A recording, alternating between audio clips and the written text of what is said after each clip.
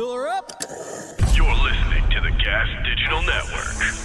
Hey, Mike, just want to let you know, Lewis is out today, but it's going to be okay. I've got my sheath underwear on. This is going to be a great episode, Mike Bisping. Listen, the very fact of what you just said ensures to everybody that this isn't going to be a great episode, but fear non-believers, because this episode is brought to you by Sheath Underwear. Sheath uses moisture-wicking technology to create underwear that keeps everything breathable and incredibly comfortable for you downstairs, even for Mike Harrington. Sheath Smart Underwear comes in a number of different styles, including a brief with a dual pouch that makes your balls feel like they're floating on clouds while you work out or are just walking around somewhere hot. It's like an inverted kangaroo pouch for your joey that keeps your junk from sticking to your legs. Sheath underwear was invented by a soldier while serving in Iraq, where you can imagine balls do tend to get very hot.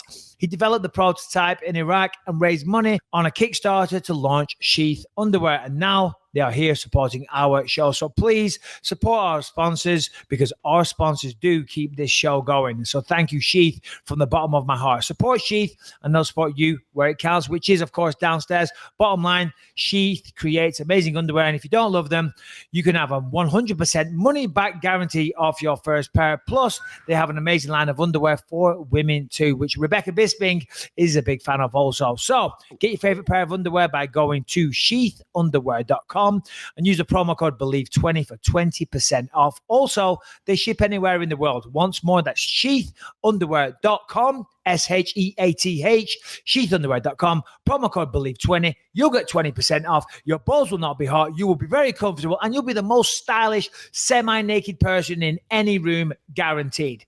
All right, let's start the show. Conceive, believe, achieve. Shut the fuck up.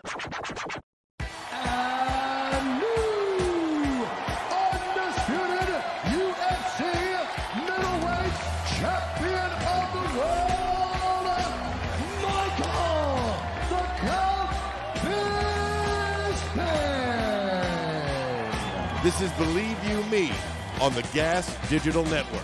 All right, guys, welcome to the show episode of Believe You Me. I'm not sure which one. Hold on.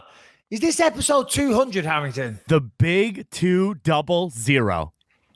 Jeez Louise, episode 200 already. It's crazy. That time has gone by. I remember when we first started this show, there was no video. And we've come a long way since then. Of course, everyone that listens to this show and supports it, it's all down to you guys. So we truly, truly appreciate you. We have a lot of fun doing this. I know I do. I know maybe I drive you guys crazy sometimes, but I do love doing this show. And it's great because everywhere I go, so many people come up to me and say, hey, I love the podcast. So we got a lot of listeners. So thank you very much. As you've probably already established, Luis J. Gomez is not with us. Mike Harrington is very kindly filling in today. Lewis is on a family vacation in Jamaica. He's got his auntie down there. He's got family, children, all kinds of stuff. Got to say, the pictures look beautiful, Lewis. So hope you're having an amazing time down there, you son of a bitch. But I will be going on my own vacation pretty soon with Rebecca Bisping, and Harrington can fill in for me there, but hope you're having a great time. Harrington, how you doing today, buddy? Dude, I am doing great. And let me just say, Luis J. Gomez, the man works super hard. He's built an incredible business here. He deserves all 8 vacations that he gets a year. It's, it should be more, honestly. Yeah, he deserves the 8 vacations, the 4 assistants, the 15 sycophants, the multiple coffees, the back rubs, everything. He deserves it all because, Hardest working man in show business.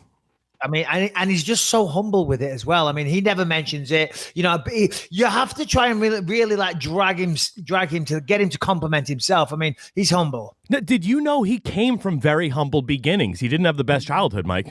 I like Lewis. Yeah, no, He's never mentioned it, but somebody did tell me that there was some issues with his parents and things like that. I think once even did they win some, or the mother never put never bought the scratch card and those numbers came in. I heard that, not from Lewis. He's certainly not the type of guy to try and look for sympathy. He's not the guy to, paint this picture of woe is me. He just gets on with it. That's what I respect about this guy. Guy just puts his head down and keeps swinging. Got to respect a man like that, Luis J. Gomez.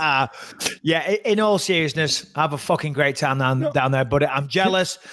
The pictures look amazing. Harrington, go ahead. I did want to say something because this is episode 200. I joined up with you guys right around like 35, 40, something like that. And, I was telling this story to a friend last night who was asking what I was doing with my life. And I made the point, like, I went to Ariel Helwani. I met him at the Garden right before the McGregor versus Alvarez press conference. And I handed him my resume, said, I will get you coffee for a year for free. He laughed in my face. I sent my resume to Brendan Schaub, sent it to Joe Rogan, everybody in the industry. You guys are the one that took a shot at me. So I want to thank you for that, Michael Bisping, and congratulations on 200 episodes.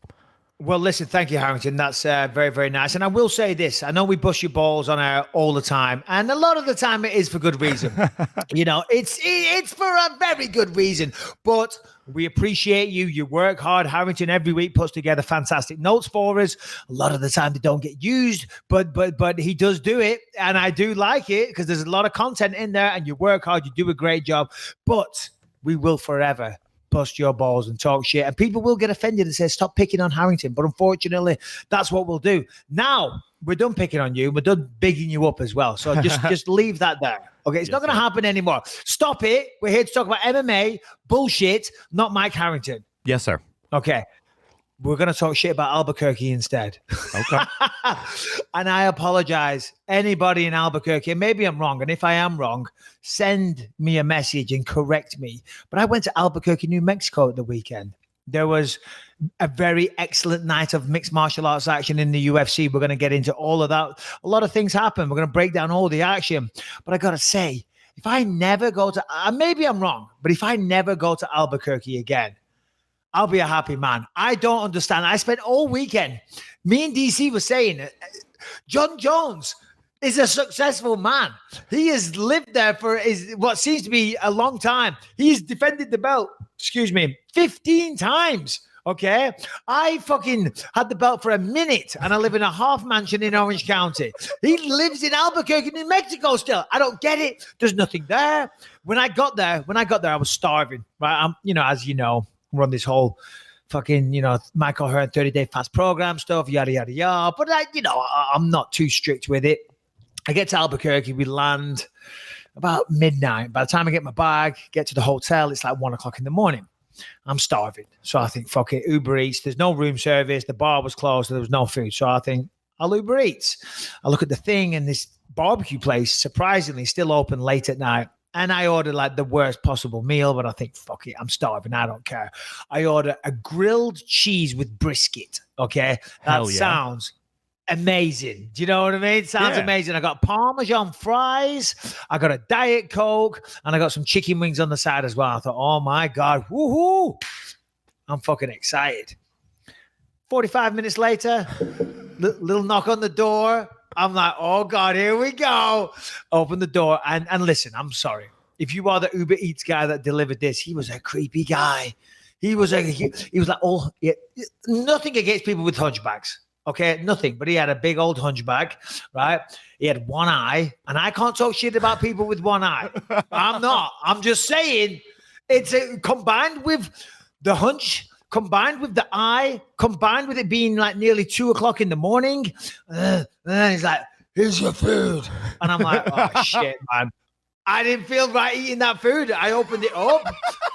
I don't know. I just had like a vision in my mind that because he was a creepy looking dude, man. Slobbered he was a creepy looking. Yeah, like just like licked the grilled cheese. Because if, he's like, fucking motherfuckers, I've got a hunch. I've got one eye. I'm fucking delivering people's food at 2:00 in the morning. Yeah, you're going to get some of my germs on your brisket. And that's all I had in my mind. And like, I couldn't eat it. I did eat it, of course, because I'm a gluttonous fat pig. But that was my first in to Albuquerque. And then from there, it just got worse. But go on. I think when you're a one-eyed man who, won a UFC world title, lives in a half mansion, has a beautiful wife and 3 beautiful kids, you're allowed to talk smack on the one-eyed man who is working Uber Eats in Albuquerque at 2 a.m. That kind of comes with the territory, Mike. Not entirely. Not entirely. I shouldn't do that. And I'm not looking at, I never look down at anybody. I'm not looking down at this guy that he's a lesser human or a lesser person or anything like that just because he's delivering Uber Eats. But I can, as a human being, recognize that he was a bit of a creepy looking dude. And it was 2:00 in the morning. And the food was like, it was weird. And like the wrapping was weird. And I was in Albuquerque. And Albuquerque is a creepy place. You know, people said it was the meth capital of the world. Mm-hmm. I don't know if that's true. But if it is, I get it. I understand why Breaking Bad was set there. There was a lot of methy looking people around. And if anyone from Albuquerque hears this and they're offended, I apologize, because I will say this. Some of the Uber drivers that I spoke to, nicest people in the world. Nice, and they fucking love Albuquerque. One guy was telling me all about it. He's like, hey man, you can get a brand new house here, right? 3 bedrooms, 2 bath in Rio Rancho. And I'm talking brand fucking new. $185,000, Mike. $185,000. And I'm like, yeah, because you're in fucking Albuquerque. I'm not surprised. And I don't want a brand new house. I want a house with a bit of charm, a bit of character, not something that's just been knocked up, prefabricated, and it's going to have a ton of issues with the plumbing. But that said, I had a good time. Albuquerque, thank you. And I apologize. I do. So my best friend in the world, I just hung out with him last night for the first time in like 6 months. He was like a Marine. He got out of the Marine Corps, did his like 4 years or whatever. And he went to, I think it was either a Marine wedding or a Marine funeral in Albuquerque. And he would not shut up about how awesome this place was. I feel like there's a big military presence there because, you know, you get out of the Marines, you have like, you know, a little bit of money saved up. You can get a house there really cheap. You can settle down. And those guys all have guns, so they're not afraid of the fact that they're basically living in war as Mexico. Like, they're cool with it. Yeah. So, you know, like, I feel like there is a big population of like tough guys who love Albuquerque. No, for sure there is. I mean, if you think about it, I mean, there's a lot of good gyms down there, of course.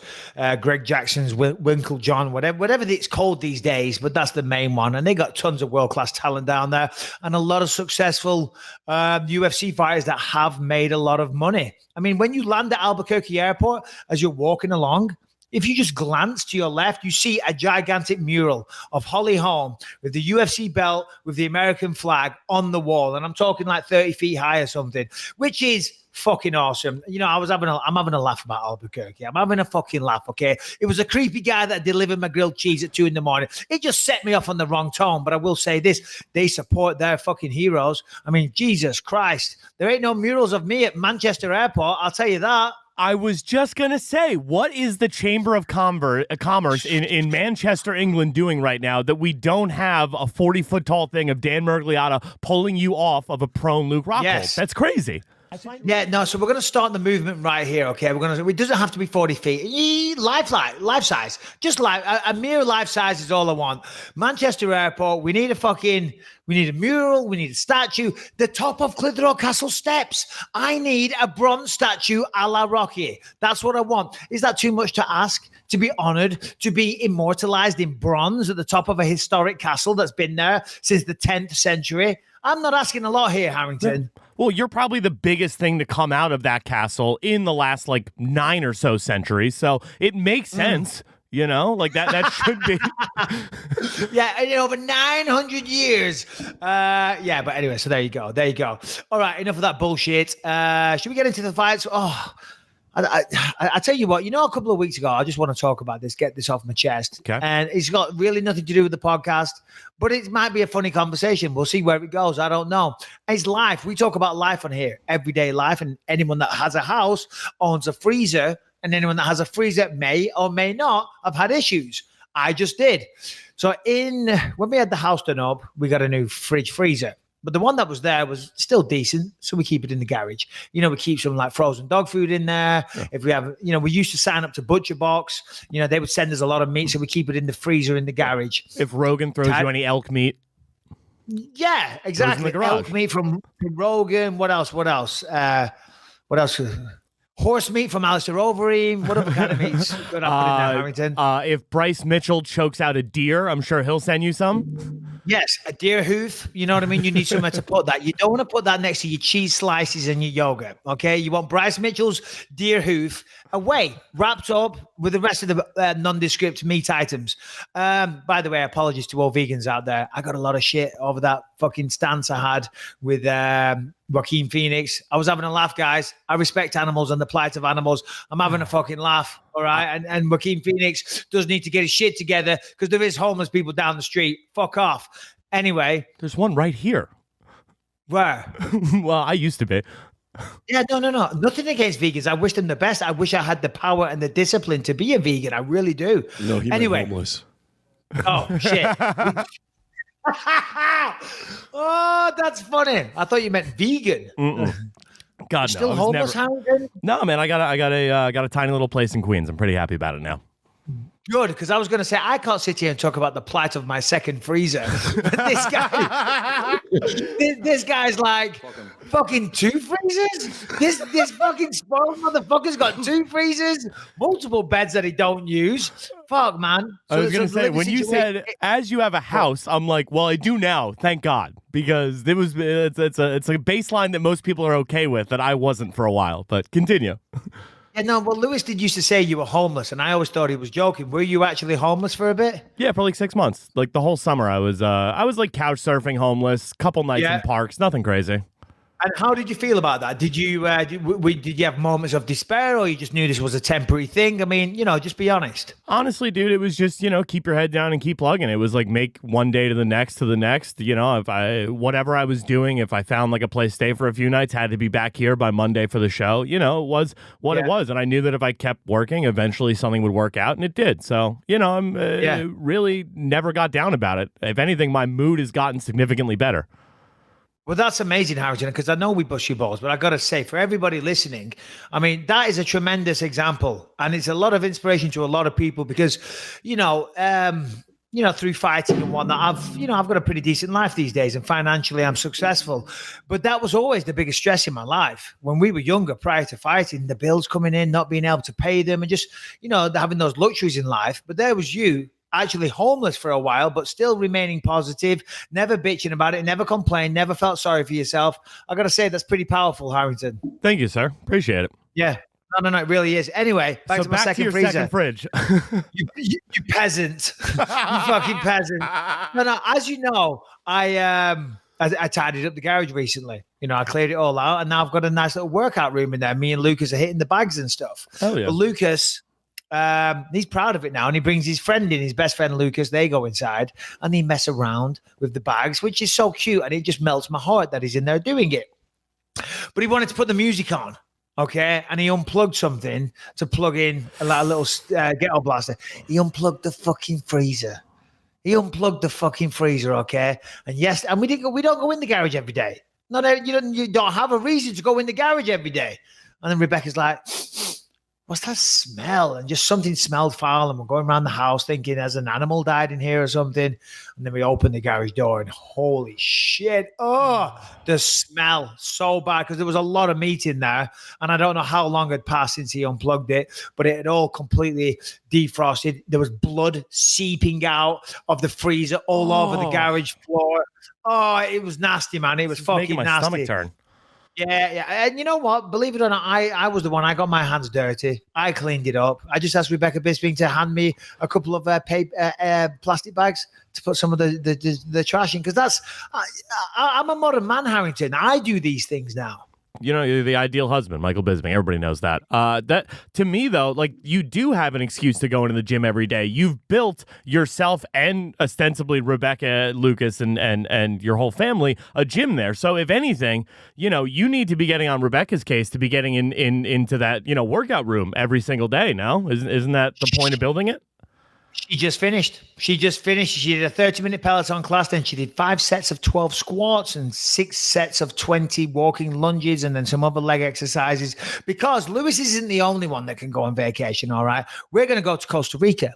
But on the proviso that she gets her ass in shape. I said, I'm not bouncing around with you in a bikini if you're not looking tip-top, girl, okay? So, lose 5 pounds and I'll pull the trigger and book the ticket. And of course, I'm joking before you all get fucking bent out of shape. But I'm kind of serious at the same time. I want to hate on it, but that is a champion's mentality, period. That just is how champions think. So I'm not mad at it.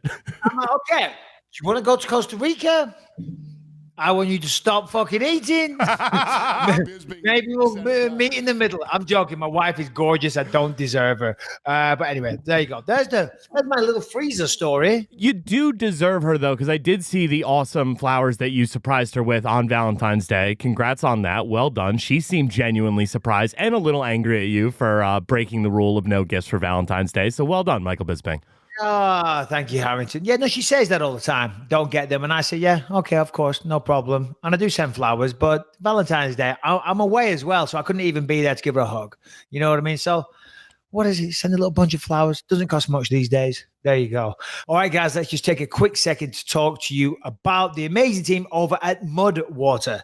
Mudwater is an incredible coffee alternative that will keep you focused and energized while also saving you time and money every day. Listen, everybody loves coffee, tea, and energy drinks. They are part of our daily routines, and I drink a lot of coffee because we all need that extra kick to get our work done. But Harrington, tell the people how much you love Mudwater, because you love this shit, right? Well, I'll tell you, Mike, I was a contractor for nearly 10 years, and every single morning I would get the 32-ounce Dunkin' Donuts iced coffee. And that's so much coffee to start your day. It leaves you feeling dehydrated. You need to drink a ton of water throughout the day. What I've noticed is since I switched over to Mudwater, maybe like 3 or 4 months ago, I've noticed that I'm feeling a lot more energetic. I'm feeling better. I'm not feeling like super dehydrated. My body isn't sweating like crazy. And I feel significantly better with this better caffeine delivery system.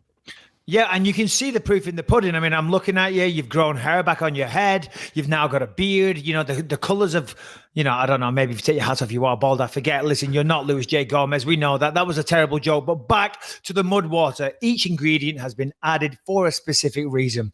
There's turmeric for inflammation, cinnamon to help suppress sugar cravings, cacao and chai for mood and energy. There's lion's mane for focus. There's cordyceps for physical performance. There's chaga. There's reishi for immune system and stress response. The benefits are endless. And of course, if you want to give it a try, please, we do recommend this. It's fantastic. My wife swears by it. I've started getting into it as well because I do love coffee, but I gave this a try and it tastes very, very good. And too much coffee isn't good for you. Harrington, we have a great deal for our listeners. Can you tell them all about it, please? Yeah, so if you go to mudwater.com, that is MUDWTR.com, and use the promo code DRINKMUD, you are going to get 15% off your order. So, like, just to process that for a second, Mudwater here, it's here to make your life easier, more productive. It's got the strength of coffee, health benefits of tea, and the euphoria of chocolate. Think about, like, what more could you possibly ask for, Michael Bisping? One more time, go to mudwater.com, MUDWTR.com. Use the code DRINKMUD for 15% off your order. All right. Albuquerque, UFC. Big night of fights on at the weekend. A lot of good talent taking place in Albuquerque. We're going to start the main event, then we'll go through some of the stuff. Obviously, in the main event, we had Jan Blachowicz taking on Cory Anderson. Coming into this fight, Cory Anderson had a lot of swag. Just knocked out Johnny Walker. He was talking a lot of shit. He was angry. He was disrespected. He felt he wasn't getting the respect he deserved from the UFC and from a lot of the roster. I remember DC back in the day saying, sit down to Jimmy Manuwa. You just knocked out Cory Anderson. That's all. Do you know what I mean? Like making light of Cory Anderson. I wanted to bring that up. Because DC was commentating the fight on Saturday, and it's like, you just used this guy's name as a punchline less than 2 years ago. That was, it was the spring of 2018, after he had just knocked out Rumble Johnson. So he had that conversation with Jimmy Manuwa from the cage. So that is a weird thing to me, where now you're less than 2 years removed from that, and you're talking about what a monster this guy is. And it's like, what, DC, we know how you actually feel about him. Maybe don't put him on commentary for this one. Yeah, I'm not sure if that's... I understand what you're saying, but I think when it's all said and done, the majority of fighters, we all know, listen, we're all in the weight division. We all want the same thing. We all say these things. He might say things about DC in interviews or whatever. When it comes down to it, nobody really... I mean, there is some rivalries like Jones and Cormier where they hate each other. And I had one or two over the years where I didn't care for them. But generally, we're playing the game. And when I say playing the game, I don't mean we're being fake and manufactured. I mean, but we are playing that game where we're fighters and we're going to fight each other and we talk a bit of shit, but we don't take it too personally. We're allowed to say I feel that we're going to win a fight. We're allowed to be a little bit disparaging when they're calling me out or something like that. Do you know what I mean? So they're just playing the game. Okay. Fair enough. Because that genuinely, I tuned in a little bit late to this card, and I was just getting into the main card, and I was like, I cannot believe they put DC on commentary for that. Kind of did blow my mind, but that is kind of cool to me when you have somebody who did rule over that division for so long, in Jones's absence, having that same conversation with two guys who I think legitimately were fighting a number one contenders battle. Oh, yeah, for sure. Absolutely, they were. But, talking about the fight, of course, Corey Anderson, as I said, coming into this fight, a lot of hype, as did Jan Blachowicz. And I got to say, Jan Blachowicz, I mean, I'm sure when you look at him on TV, he's fucking gigantic, right? But when you're with him in person, he's a big, strong, thick boy. I'm telling you, he's a big, big motherfucker. Fight ended quick. They went out there. Jan was trying to connect. Cory was taking his time, throwing some jabs out and things. But here's what I was trying to explain on the post-fight show Saturday night before Michael Chiesa kind of interrupted me, and I had to tell him to shut the fuck up. All love and games on there, by the way. And I'm just busting the new guy's balls. People on Twitter were like, you were too mean to Michael Chiesa. I'm like, come on. Trying to be entertaining, trying to have a laugh. Shut the fuck up. Dog, you ate that boy's lunch. I'm sorry. Tough shit. So here's what happened. Corey Anderson's walking down Jan Blachowicz, and as he's walking towards him, he throws a low kick with I think, is he southpaw? I'm not sure, but I think it was a left kick. He threw a left low kick. So maybe he's southpaw. I'm not actually sure, but he did throw a left low kick. You looking that up right there? I am right now. Give me 1 sec. I'm not seeing anything about him being a southpaw fighter. Don't worry about it. Doesn't matter. Doesn't matter. So he's walking him down. Generally, when you're walking an opponent down, you don't want to lead with a kick anyway. Anytime you throw a kick, you do leave yourself open to counters. Number one, you're on one leg. You're on one leg, so you have got no ability to move out the way. Secondly, to remain on balance, like if you throw a low kick with your right leg, the right arm kind of comes down to counterbalance as well. That's generally what happens. Okay. Now, a lot of people tell you not to do that. You should have your hands here. But even the Thais, they train you to do that because you got extra torque and you counterbalance your body and things like that. And that's still how a lot of people kick. Obviously, both hands up, protecting your face would be better. But still, he's walking him down. He throws a low kick without setting it up, without throwing a jab. So you got to disguise your kicks. If you're quick enough to lead with a kick, that's fine. But then when that kick lands on the floor, then follow it with punches. Don't just throw one shot, and certainly don't lead. Anyway, this occasion, he throws the kick and he drops both of his hands. And not only did he drop both of his hands, when he threw that kick, he leaned into that way. He leaned into the fucking shot, basically. So he leans into the shot, and Jan Blachowicz throws the perfect fucking right hand. I think it was a right hand, and boom. So it was just a perfect storm. I'm sure if they fought 20 times, it wouldn't go down quite like that. I'm not taking away from Jan's victory. I'm just saying that was the perfect storm. He throws a kick when he shouldn't have done. He leans into the punch, and the punch comes his way, drops him, and Jan finishes it pretty fast. So, fucking awesome. Then Jan Blachowicz gets up, challenges Jon Jones. Jones stands up. He's got his arms out in the air. It was a good moment, and I can really see that being the next fight for Jon Jones. But, congratulations to Jan Blachowicz. Tremendous win. Yeah, so what really got me about that, I put it in the notes here. Blachowicz did predict that he was going to win via right uppercut. He did talk to DC about timing that counter. He was always, he talked to Ariel Helwani about it yesterday as well. He was planning his left hooks and his right hooks to work off of counters because he knows that's how Cory traditionally likes to work his way inside. He'll throw the low kick, then he'll try to bull rush you into some kind of a takedown attempt. So I feel like you said, yeah, if they did fight 100 times, it might not always go down like that. But for me personally, heading into this fight, I was looking at Jan Blachowicz. I put it out on Twitter. He was plus 170 earlier in the week, ended up closing at plus 210, which felt insane to me, given just how good Jan Blachowicz looked in his rematch against Jimmy Manuwa in a fight where he was outclassed the first time and then absolutely dominated Manuwa in the rematch. I thought this Anderson fight was going to be a lot of the same, and it was. Yeah, and let's not forget, and I'm not trying to blow smoke up my own ass here.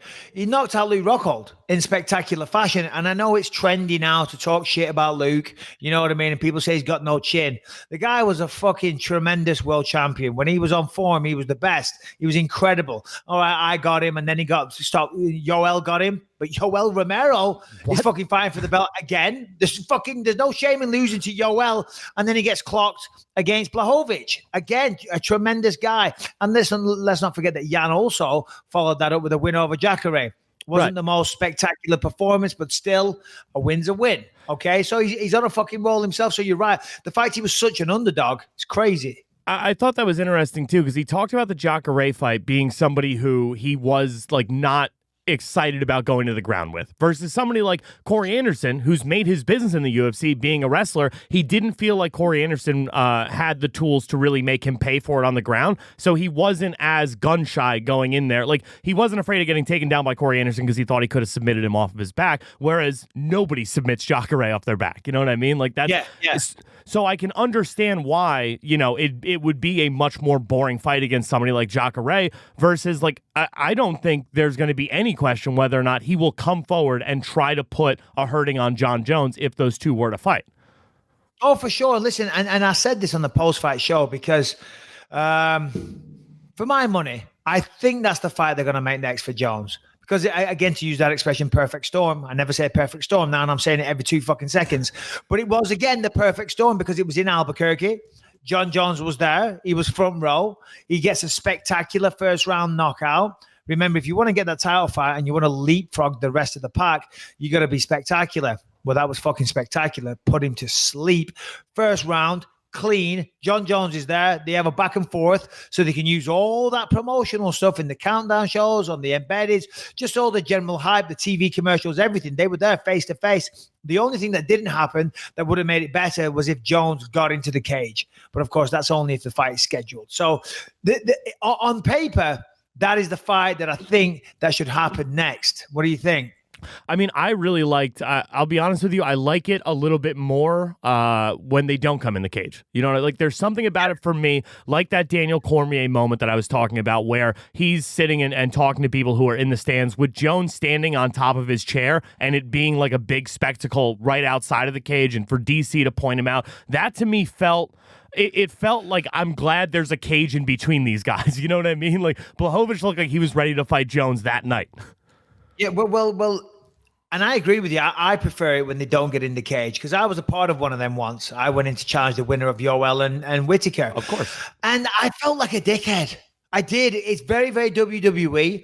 I was a little uncomfortable doing it. Of course, in true Michael Bisping fashion, I hammed it up completely and went way over the top. Threw my fucking belt down on the floor and stormed out of the cage. I don't know where that came from. I did not plan on doing that, but I'm like, I've got to do something dramatic. He's just been through a 5-round war. I can't push the guy. I can't get my hands on him. I can't try and fight him. You know what I mean? But because I went in there, I swear to God, sorry not to talk about myself, but I went in there. People are here for. I'm like, just be calm. Just be calm, be nice. He's just had a tremendous fight. Go in there, be classy. Say, Robert, tremendous fight. I look forward to challenging you later in the year. That's what I had in my mind. And then I walked in and I'm standing there and he's opposite me and he's there and he's glistening and he's worked out and he's got veins pumping and the blood is flowing and he's got sweat running down his face and a little bit of blood and he's giving it like a bit of a snarl, not a sexual snarl. I can see you think I'm going sexual here. I'm not. Although if I batted the other team, I'd have been all about it because he looked good. Spent a lot of time analyzing that man's body. That's all I'm saying. Staring at those flexing his pecs at me and just like the wrinkles in his midsection, the abdominal muscles were on full display.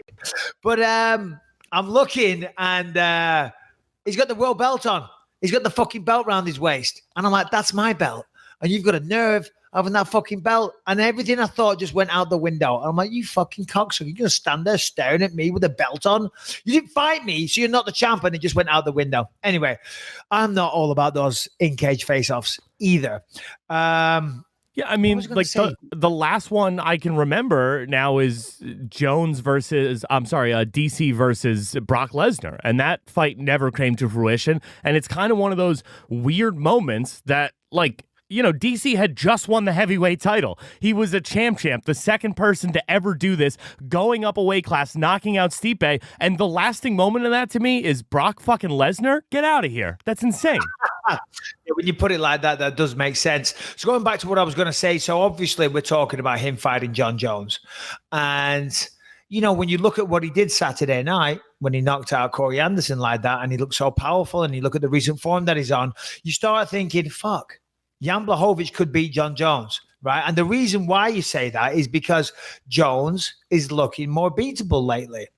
People think that Reyes should have won that fight, maybe. A lot of people do. People think that maybe Thiago Santos, it's a discussion. The fight with Anthony Smith, excuse me, was a clear victory, but he didn't look like that killer, right? And there was a moment in that fight where Anthony Smith could have chosen to be the new light heavyweight champion of the world.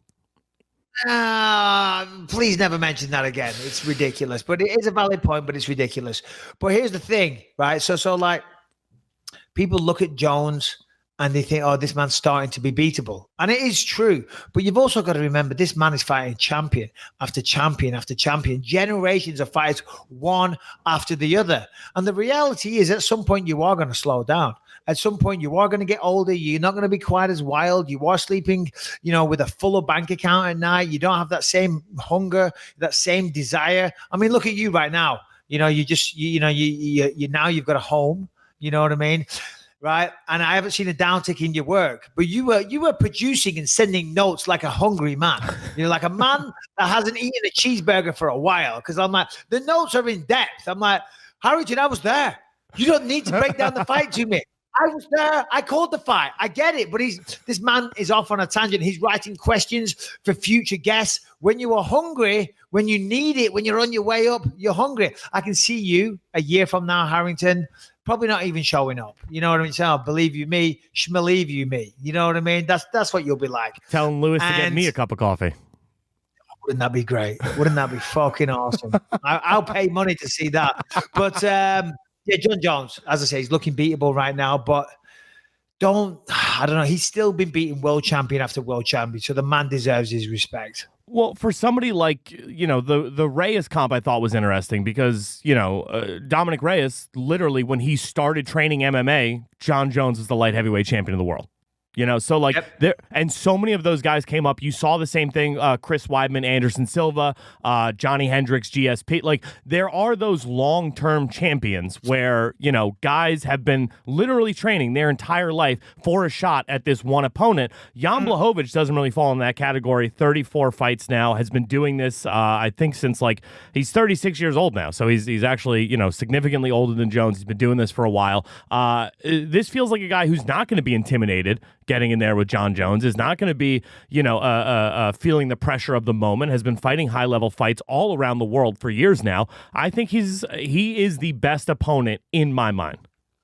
Yeah, I totally agree. Listen, I wanted to see the rematch between Reyes and Jones.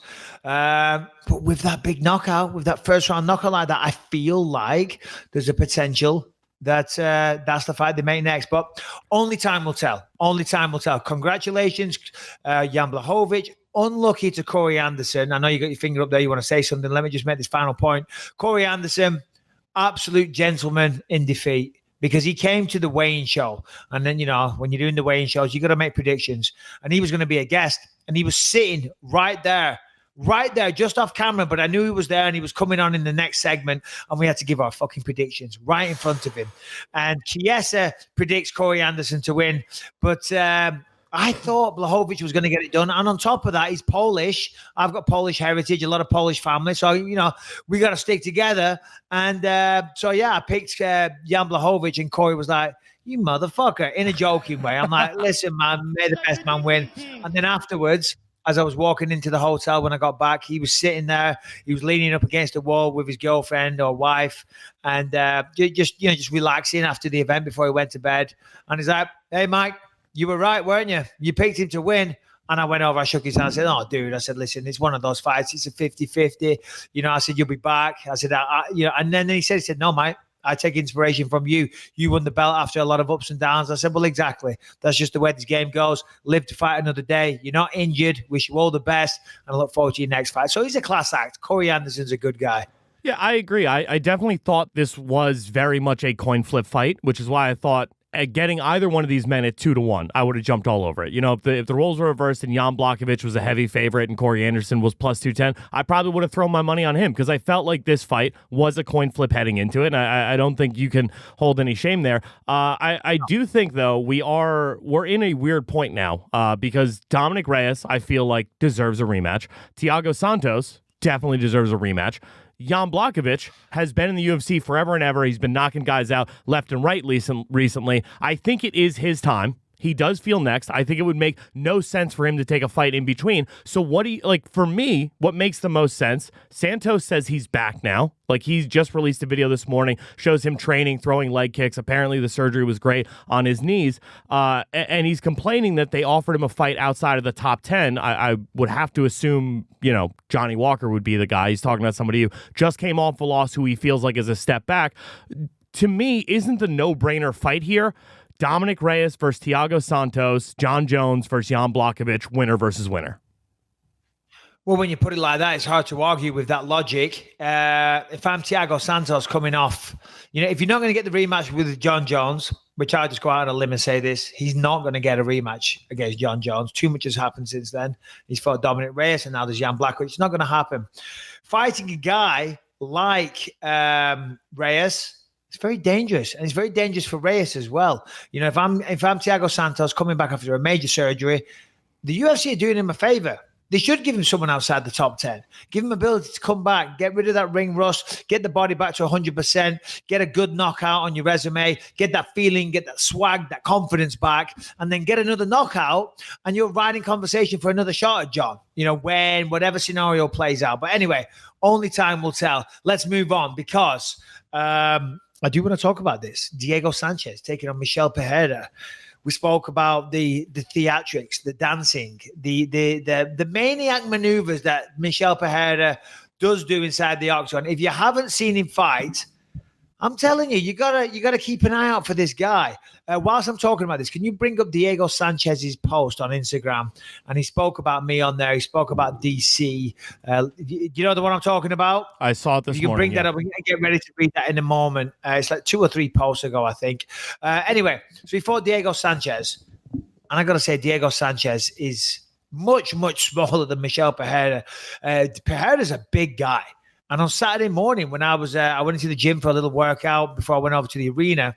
Hotel gyms are small. He's in there. He's got like a full team of about 8-9 people with him. They've got like fucking salsa music playing full blast. He's doing backflips and fucking stretches and like working out like a fucking maniac, like an absolute maniac. 1 second, I'll get to it. And he's working out hard. And the guy's, he's a special athlete. And inside the octagon, he's jumping around. He's doing flips and doing backflips in the middle of a fight, jumping off the fence and stuff like that. It's fucking insane. And I said, if I'm his coach, I said this on the pre-fight show, if I'm his coach and he continues to do that shit and he loses because he runs out of steam, I said, I'm going to walk away. I said, I'm not fucking coaching you to get you in the best shape of your life for then you to gas by doing backflips. Now, as we saw, that isn't what happened. He got disqualified for a knee to a downed Diego Sanchez. I will say this, admittedly, and I don't think Diego would disagree. It's a fight that Michel was winning. He was in control of. Diego's got the heart of a lion. But you wanted to break down the corner work in between, Mike. So I'll let you take over right here, right now. Okay, so a couple of things. First off, I think Diego would disagree. According to his corner, it was 1 round apiece heading into that third round. Let me see if I can find the actual quote from Diego's corner. No, I don't. It was something like you won that first round. That second round, he got a slam on you. So that means it's 1 round apiece. You got to give me like a big round here. So, I mean, to me, very clearly, he was down 2 rounds to none. I don't think your coach is doing you any favors by telling you it's a round apiece. If you're down 2-0, wouldn't your corner always tell you, Mike, we need a finish here? That's the only way you're walking out of here a victor. But that's what I'd want to hear. You need the truth, but you don't need, false confidence that's going to bite you in the ass in 5 more minutes. But hold on, you said that I was going to win a decision if I won this round. No, you need to know if you need to stop this guy. Listen, it was close. It was close because Diego had some moments. Just from my vantage point, Pereira just advancing with the flying knees. He connected with a few of them. And, I don't know. It was close. That's not what I want to debate. What I want to talk about, though, is the finishing sequence. So he gets him down. He's on top of him. And, of course, he knees him in the face. Harrington takeover. Knees him in the chest. No, the head. Need him in the fucking head. He for sure need him in the head. Diego talked about that. Actually, Brian, if you want to just bring this up, we can look at what he said. No, it's not that one. It's the other one that I sent you. So Diego says, notice the picture was the last picture before the fight was ruled a DQ. Aside from the cut stain for the illegal blow, my face looks clean as fuck. Aside from the cut sustained by the illegal knee, maybe due to my opponent's lack of awareness, he lost control and did not recognize I went down from knee to the ribs that broke 2 ribs. He delivered a kill blow to my head with so much force. Who had to take that head damage? It was not a glancing blow. It was flush with full power and connection. It split my wig, and the scar will be with me forever. So for me to continue to compete in this headspace makes me a coward? No, it makes me a #wise man. Maybe you should rewatch the fight with no sound and witness the improvements in defense and movement when faced against the odds as is. Fighting a 26-year-old super athlete Goliath that outweighs me by 20 pounds, has 5 inches in reach and 5 inches in height. He lets an uncanny ability to jump and deliver knees. This challenges my ability to get in for a shot. The game has evolved, people. It's 2020, not 1996. DC MMA, 50 seconds in, you and Trevor Whitman start poisoning the minds of the nation. Widecast, your This Is Hard to Watch and strange when I'm not taking damage. Protecting myself while still fighting a man who is not willing to stay in the pocket and fight with me. I was sentenced to death in my own backyard. Why isn't anyone seeing this? Notice Pereira got a 3-song custom champion-only walkout song for his dance walkout as if he was Stylebender or Jonathan Jones. This is not normal behavior by UFC. Then at Mike Bisping, hyping him up, dancing flips, OMG. Why this push? Is it WWE now? All I know is the scars for life, and so is the win. That makes 31 UFC fights in a row. Why isn't anyone saying this? It's kind of some legend shit I'm doing. Well, at least the highest paid, top-tier IQ athlete and legendary at Notorious MMA is not blinded by the smear campaign against me, my coach, manager, and mentor, Joshua Bike and all that. Yeah. Okay, all right. Hell of a post. And good job reading, Harrington. My God. Thank you. This doesn't work out. I see a future as a news reader for you. But listen, I said this on the post-fight show, and I stand by this. Diego did the right thing, right? And I even commented on that post, I believe, as well. And he came back and sent me a nice message as well. So Diego's been in the UFC for 15 years, okay? He's had, I think he said there, 31 fights in the UFC. And he's right. It is some legend shit he's doing. And Diego Sanchez will be in the Hall of Fame when he decides to retire. He won. Go on. He already is. He made into the Hall of Fame with Clay Guida this year, if I'm not mistaken. That's not what I mean. What I mean is he as an individual. Him and Clay Guida, they were putting for their fight, which they do that every year. But he as an individual will be in the Hall of Fame one day. He won the Ultimate Fighter Season 1. Okay, first ever to do that. He's still in the UFC after all this fucking time. I mean, I got in there Season 3 and I retired in 2018. He did Season 1 and he's still going strong to this day, taking on people like Michel Pereira. I mean, at Diego's point in his career and being as well established as he is, he could say to the UFC, listen, obviously I'm not asking for a title fight, but I'm also not taking on this young fucking beast, this up-and-comer, this freak athlete. You know what I mean? Give me someone at a similar stage of my career. Give me another guy that's, getting towards the end of his career. Another guy with a lot of miles on the clock. Another guy with some real fan recognition. But he didn't. He took on Michel Pereira, and that in itself has to be commended. You got to respect that. And I said that, and I truly mean that. Also, a guy like that isn't going to pussy out of a fight, right? Diego Sanchez is in there fighting those guys because he wants to back out. The reality of the situation is he got kneed in the head badly, right? And I don't blame Michel. I've done it myself. I did it to Jorge Rivera, and I think I might have done it once or twice as well. I did it to Josh Haynes in the Ultimate Fighter 3 final.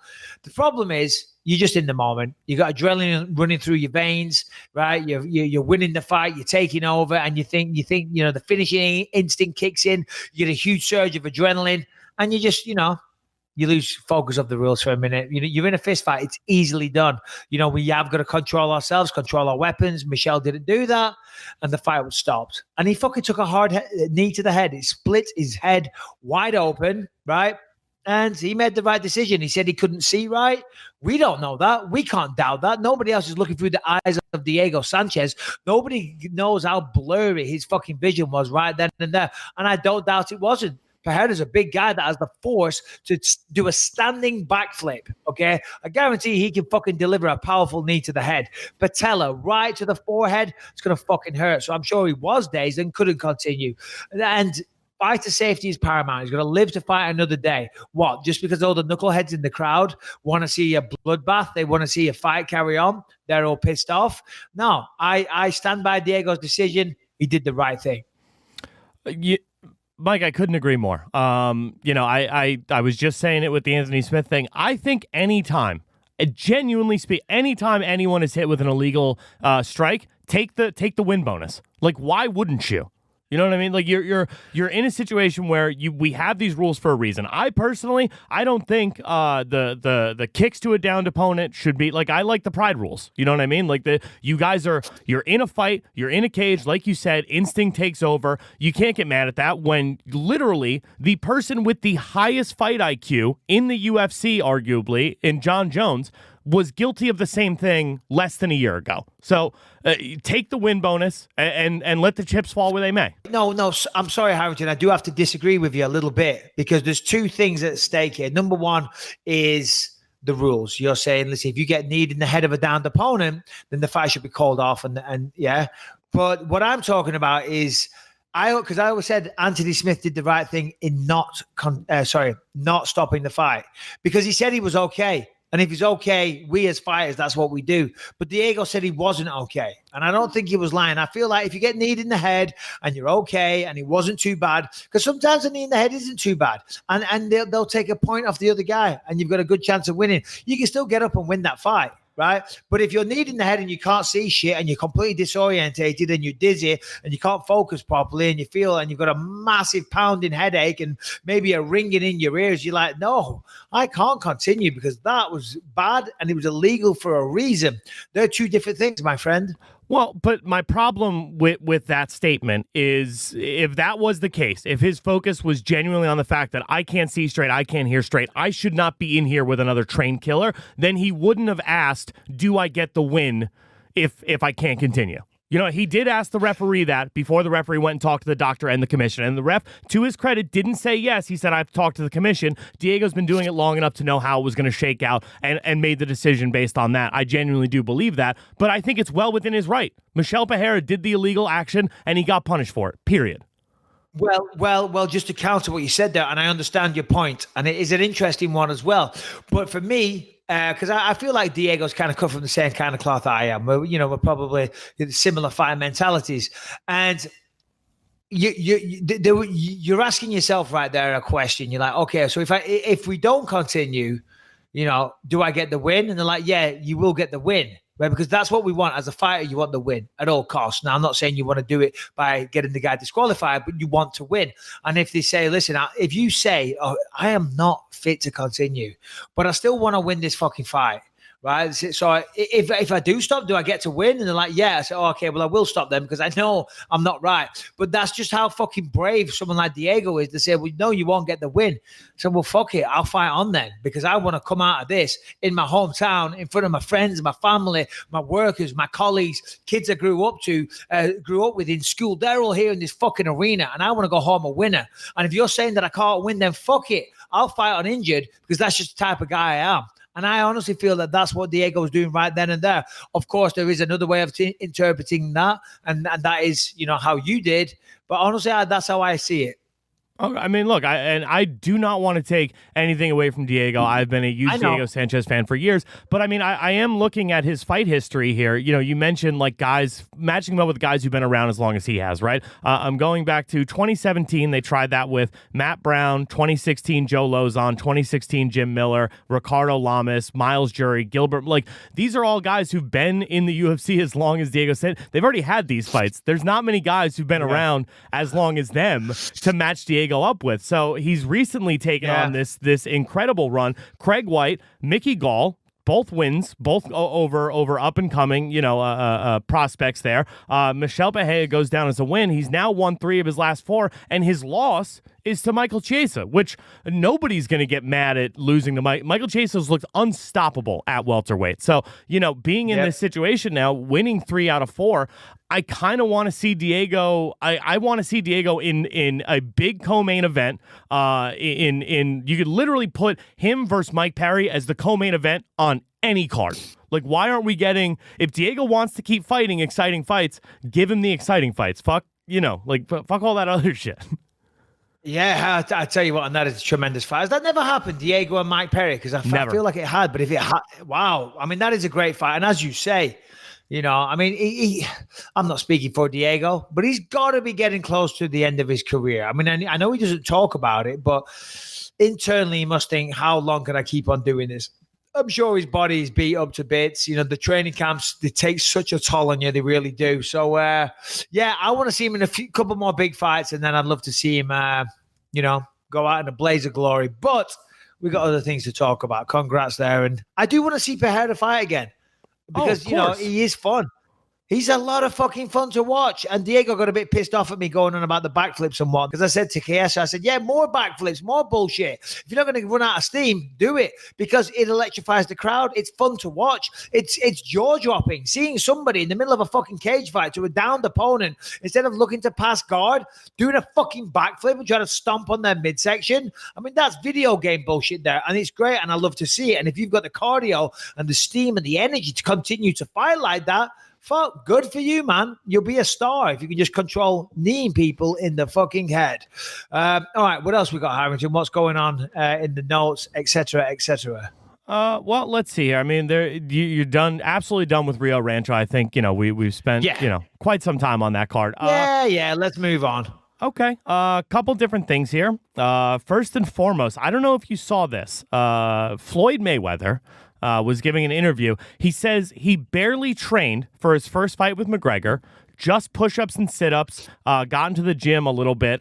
He says that he didn't want to train too hard because he didn't want to steamroll McGregor because he wanted to preserve the possibility of a rematch. And I have the quote here. I took it serious, but as I said before, I wanted to have some fun in the fight and I wanted to entertain the people. So, just lead with that style that I had. It was entertaining. It was fun. People enjoyed it. So you have to give a show. I gave people a show. I wanted to get out and fuck him up. And if I wanted to go out and fuck him up and blaze right out the gate, I could have did that. But my thing is, I would have did that. There probably wouldn't be a part 2. Go back and watch the All Access. You didn't see me training. I was doing a little bit. I would go up 2-3 days. Then I wouldn't hit the gym for 4 days. I was in shape, but not like crazy in shape. I wasn't in shape like the Arturo Gatti fight. I was in dog shape. Diego Corrales, dog shape. I was running in the mountains. This, I wasn't. I mean, listen. First of all, it sounds like fucking Mayweather's ramping up for another fight with Conor McGregor. That's the whole idea. Don't do that. I don't get any of that 100 million. I couldn't give a fuck. Whatever, man. I'm a fan. I'm dumb enough to. I'm the guy who gets hyped for it. I'm the guy who gets hyped for. And good for you. Good for you. I'm not. We saw that one time. We saw how it panned out. And I'll agree. I mean, listen, Mayweather there is saying what he should say. As a fighter, as a guy with his record, taking on somebody like McGregor, that's what he's got to say, right? He's got to say, I didn't really train for that fight. Shut up, Siri. My God, my phone, anytime I say something that sounds like Siri, it fucking starts talking to me. But then when I actually do say like this, watch this now. Hey, Siri. Oh, what can I help you with? You fucking prick. Made me look a fool on my own podcast. Apple, Siri sucks. Anyway, Mayweather should say that stuff. That's what you're meant to say. But I will say this. There was some clips. I don't know. I remember at the time in between rounds, he looked at the cameraman or something, or whoever it was, and he was winking and stuck his tongue out, and they went, right, you're going to go work now? He goes, yeah, I'll go work now. And then he got the stoppage. Did you see that? Remember that clip? I do not. I just remember the only thing I remember is the beginning of that. I think it was the 9th round when he really took over and decided, all right, I've had enough of this. He did get Conor was able to get in, hit him with a big shot to the body that seemed to double him over, and the ref immediately got in the middle. And that to me is the lasting image of the last few rounds to me, because that was the only part where I felt like McGregor was actually doing some real damage. Yeah, McGregor landed a nice uppercut. Listen, at the end of the day, McGregor did great. Yeah, he gave a good account of himself. Mayweather's going to say what he's going to say, right? He's going to say that because you got to save face. You know, maybe he did train, maybe he didn't train. If he didn't train, well, that's his fucking problem. You don't get a pat on the back. You don't get people sitting around and saying, oh, wow. You know, it turns out McGregor never trained for that big fight, but he still did that. He's amazing. No, if you didn't train and you allowed McGregor to go 9 rounds, and now you're maybe embarrassed about it, so you're making up excuses. Well, that's on you, buddy. It's a big fucking fight. You did a press tour all over the fucking world. You talked a lot of shit. So I'm not sure if I believe that. Now, of course, he's got confidence, being 49-0 at the time and fighting the best boxers in the world for what seems like a lifetime. Of course, he's going to be confident going up against an MMA guy. Fighting a guy who's never had a pro fight. Who's never had a pro boxing match. Well, he's had a pro fight, and believe it or not, the stand-up isn't too different. Of course, we can kick and knee and elbow and all that shit, but we do box a lot, and we do spar against boxers, so it's not quite as simple as that. But still, if Mayweather didn't do that, you know, good for him. But him saying that and then saying that he's doing it for a rematch isn't the right thing. Doesn't make sense. If he's trying to build hype for a rematch, he should be saying the opposite. He should be saying, man, I fucking trained my ass off for that. Yeah. And I just managed to get the stoppage in the 9th round, and this guy wants to go again. Well, fuck it. I owe him the rematch because it was close and he hurt me. That's what you should say if you want another fight, you know, because that first one was a cash grab. And if they do another one, it's just a cash grab. It's just a cash grab. And I've got no interest in it. I was interested in the first one. We saw how it went down. We saw that Mayweather did fuck around a little bit, didn't really attack him, used a very different style, walked him down. I don't know why we're fucking breaking this down years later. You brought it up. But Mayweather, yeah, you know, I mean, listen, if they make money, I'm all for it. Good for them. God bless him. God bless them all. God bless everybody involved. Go make some money. Be happy. Set up your family. Set up your children. But I couldn't give a fuck about it. So here is a crazy one. Mayweather says he would be willing to fight McGregor and Khabib on the same night. Literally go back to back in a boxing match with the two of them, but he would charge $250 for the pay-per-view. And he would obviously get, like, you know, they would work out some kind of a revenue deal based on that $250 per pay-per-view buy. Do you think that's ever going to happen? This is why doing a podcast with you is crazy, because where are you getting this information from? MMA from the underground? I mean, it's like, because like if you go on any MMA forum, you see all the annoying shit. Hey, who would win in a fight between Muhammad Ali and Bruce Lee? Do you know what I mean? And now you're coming out with shit with, so Mayweather is going to fight both Khabib and Conor on the same night. Madness. Mind blown. No.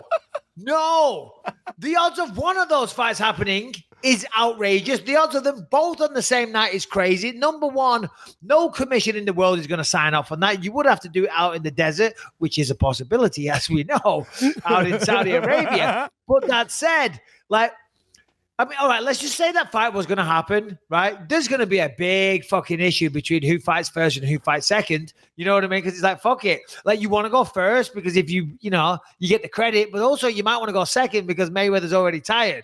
Do you know what I'm saying? So figuring out who gets to go first, who gets to go second. Conor and Khabib hate each other as it is, so getting them two to agree on all that stuff is crazy.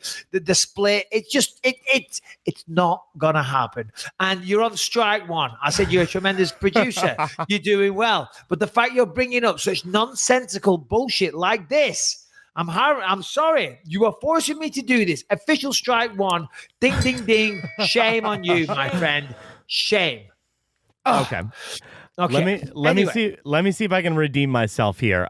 So Henry Cejudo, check this out. On Valentine's Day, he took to Instagram to call out Alexander Volkanovski. He says that he wants to, I'm showing my girl the next belt I'm going to snatch at Alexander Volkanovski. I'm coming for your belt, you overgrown midget. Quadruple C in the making. Hashtag bend the knee, belt collector, gold digger. What do you think about this prospect moving up to 145 for Henry Cejudo? Yeah, I can't roll my eyes hard enough. Or my eye. I've got one of them. I can't roll my eye hard enough. I was doing some pretty hard eye rolling lately at certain people, so I've got good at it. But even still, I'm struggling to give it the required eye roll that I need to do to show my true feelings on this. Who was it who came out? Was it Aljamima Sterling or somebody? Somebody had some shit to say about him jumping around weight classes and said, that's why I respect somebody like Adesanya wanting to defend the belt multiple times. I mean, Cejudo already got stripped of the 125 because he hadn't defended it, right? And now I'm hearing that he's getting close to having issues with the UFC on the 135 belt, right? Really? Because he hasn't fought again, So he's on about fighting Jose Aldo, 135. Yeah. That's great. But then he wants to jump up to 145. And after, you've got to stay and commit. Listen, super fights are great.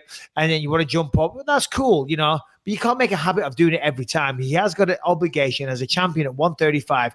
And you got to give the rest of the people in that division their shots. You got to keep it moving. I mean, look at Jon Jones. We were just saying before, look at all the people we can go through. They've all had their shot. And that's why, never mind the picograms, the partying, the car accidents, all that shit. Forget about Jon Jones as a person. But Jon Jones as a fighter, you got to fucking respect that man, because he is literally giving every single person that is worth a shot at becoming champion. Other people aren't doing that. And you know why Cejudo wants to do that? Because if he beats Jose Aldo, right, he's still the champ. And if he fights at 145 against Volkanovski, he's still the champ. And even if he loses, so he can, if he wins, he's quadruple C. And if he loses, well, he's still got the bantamweight belt, right? But you can't do that. You can't play it safe. Right? You've got to take the fucking fights. The obligation of being a champion, it's a tricky situation, is that everybody wants it. And every fight, you're taking on the best guy in the fucking world. But it's a gift and a curse. With heavy is the, what is it? The crown. Heavy is the head that wears the crown. Heavy is the head that wears the crown. There we go. Do you know what I mean? There's many different analogies you can use, but when you're the champ, you got to get your shit together, because you got to fight the best people in the world. You got to fight the number one contender. And Cejudo needs to get his shit together. Cejudo, you're awesome. You're funny. You're great. You've made yourself a star. Let's fight Jose Aldo. Okay. Then forget about Volkanovski and take the next guy in line. Okay. I mean, well, counterpoint. Ray Borg, Wilson Hayes, Tim Elliott, Henry Cejudo, John Dodson, Kyoji Horiguchi, Chris Carasso, Al. Whoa! I am Kyoji Horiguchi. Pronounce it properly, okay? Kyoji Horiguchi. Well, I was already having a problem with Chris Carasso and Ali Bagatunov. Like, these are all the guys who Demetrius Johnson spent, I'm looking at it here, nearly a decade beating in succession from 2012 when he won the belt to 2018 when he lost. So over 6 years as the champion of the flyweight division. The only lasting memory I have of any Demetrius Johnson fight is the flying armbar off Ray Borg, right? Yeah. Henry Cejudo, right? He has the win over Demetrius Johnson to win the belt. He has the knockout of TJ Dillashaw, the knockout of Marlon Moraes, and now he wants to fight either Jose Aldo or Volkanovski for somebody who saw the flyweight division become absolutely irrelevant under the tenure of a guy who only fought the next man up. To be doing what Henry Cejudo's doing is commendable in my mind. Well, when you put it like that, of course, it's commendable, and he's looking for challenges, but also he has a responsibility as the champion of the bantamweight division. He does. And I'll tell you right now, I haven't heard it from an official source, but I'm hearing a couple of grumblings. I'm hearing potential strip talk. I'm hearing potential interim title talk. I'm hearing, I hear it. Interim title talk, stripped. I've got voices in my head, okay, and that's what the internal voice, my inner dialogue, is saying to me, that if Henry Cejudo doesn't get his shit together and start fighting people, he's not going to be champion anymore, right? He's a great guy, he's a great champion, and I do predict these things, right? But he's going to fight, simple as that. Period! ! Done. Conversation over. No counterpoint. Okay.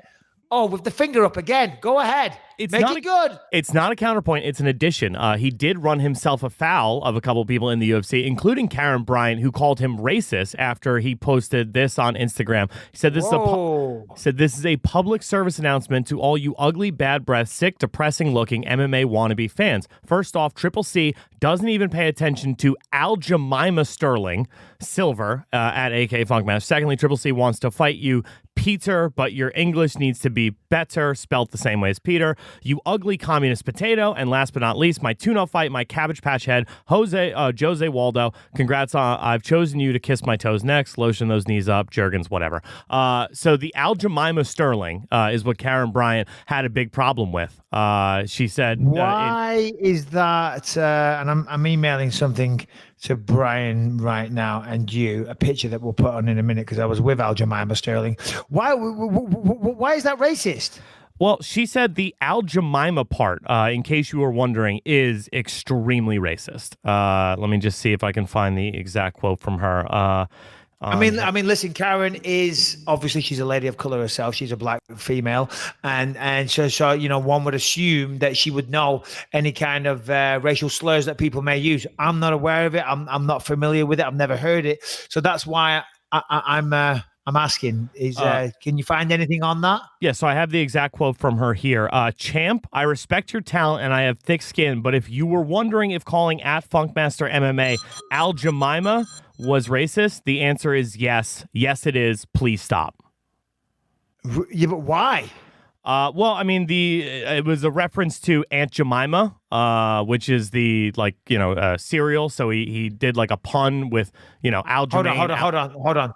Aunt Jemima is a type of cereal, or is Aunt Jemima a person in a syrup? Yeah. It's like the Mrs. Buttersworth bottle. Like Aunt Jemima is another one of those. Yeah. Okay. Well, there we go. Oh, okay. All right. All right. So now we see the graphic. It's a black lady. She looks like a very jolly African lady. I don't want to say the wrong thing.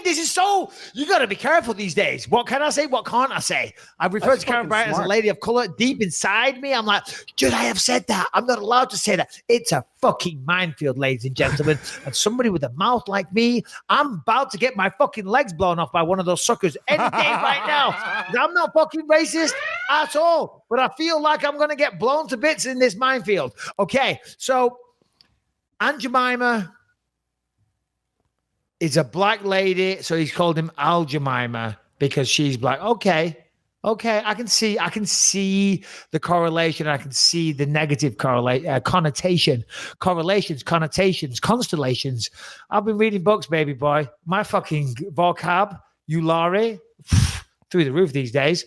Connotations, correlations all over the place. What do you say? Let's take a vote on this. Was Henry Cejudo, and we need some court music when this plays. So the jury, we rest our case, the prosecution rests, the defense rests, and now it's down to the jury. What do we say, Mike Harrington? Racist or not racist? Guilty or not guilty for Henry Cejudo? It's so tough because everything he does is so cringy, and none of it feels like malice. He called out a female to try to fight her, and he had no intention of fighting a female. All this shit seems silly, so I kind of give Cejudo a pass for everything. But as a white person, I don't have the right to do that. So, guilty.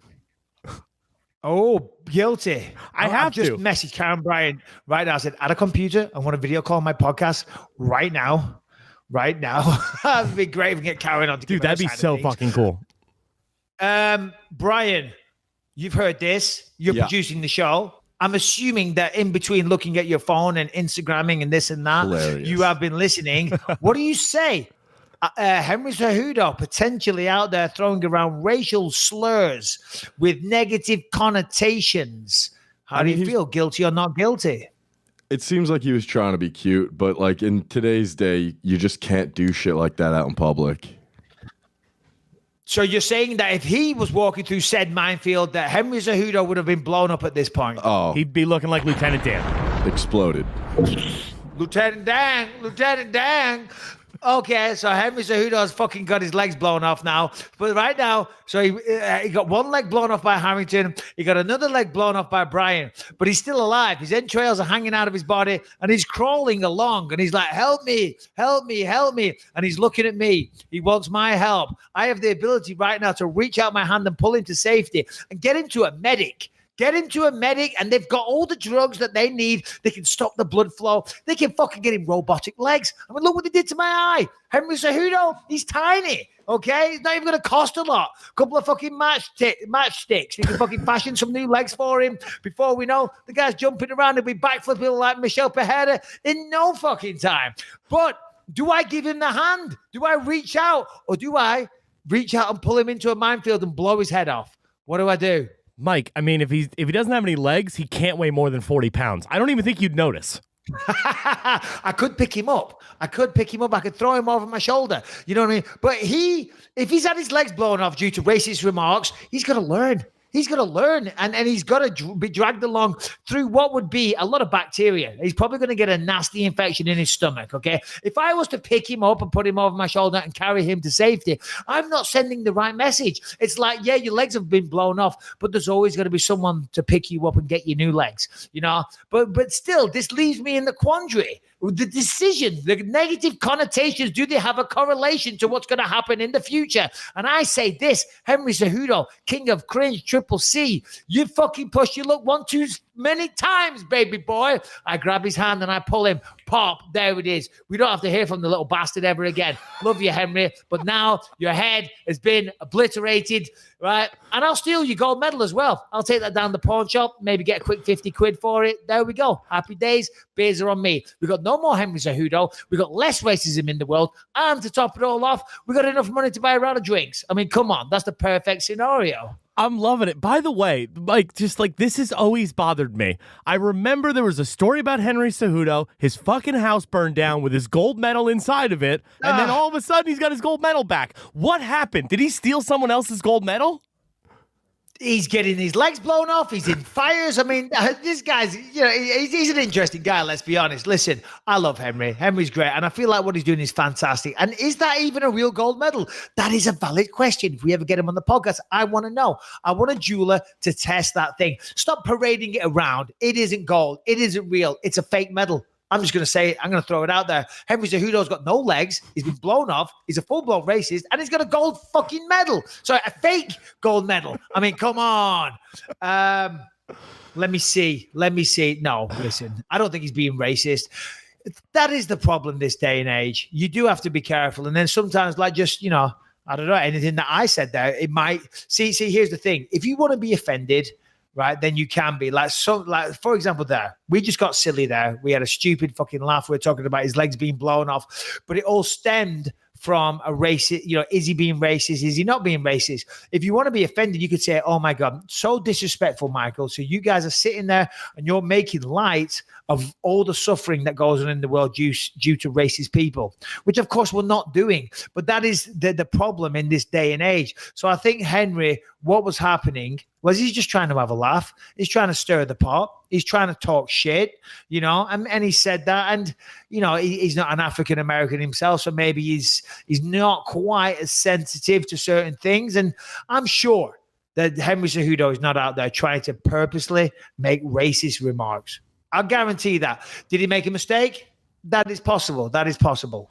Sure. And, you know, to be honest with you, I do kind of like to hear, you know, the names of Peter Yan and Aljamain Sterling coming out of Henry Cejudo's mouth, because honestly, like, there is a massive logjam at the top at 135. And I think, oh, Karyn Bryant joins the show. Whoa. KB Heat, Karyn Bryant in the house.